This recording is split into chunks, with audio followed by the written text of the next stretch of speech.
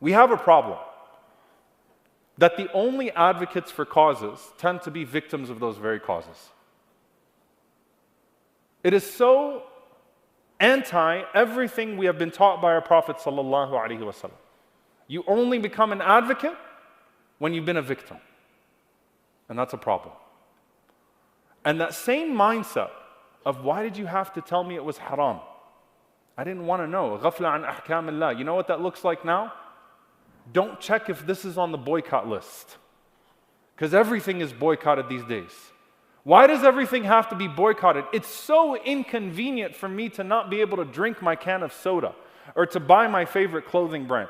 Don't tell me this is on the boycott list too. Everything is on the boycott list. Can we not check anymore to see if it's on the boycott list? Because I don't want to know about the complicity and occupation and apartheid and genocide with my money. I don't want to know about the Uyghur slave labor that made that shirt. I don't want to know about this stuff. It's really disturbing me. Why does everything have to be on the boycott list? Don't tell me it's on the boycott list. Instead of asking, why are so many companies complicit in the oppression of Muslims with the participation of Muslims without anybody asking these questions? At some point, innocence cannot be claimed with ignorance. At some point, you can't say, this is really uncomfortable, and just put your hands up and say, I don't know what to do with this anymore. At some point, that's not enough. Wallahi, I met a sister from Gaza in South Africa. And she told me how weird it was to her.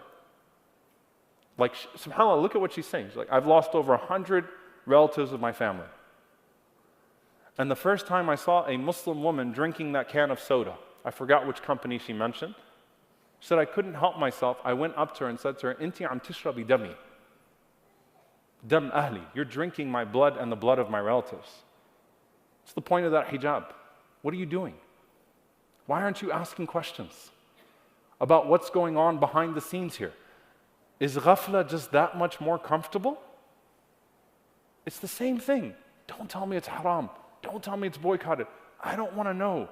It's too uncomfortable. Force yourself into that discomfort before you become a victim of somebody else that's too comfortable for you.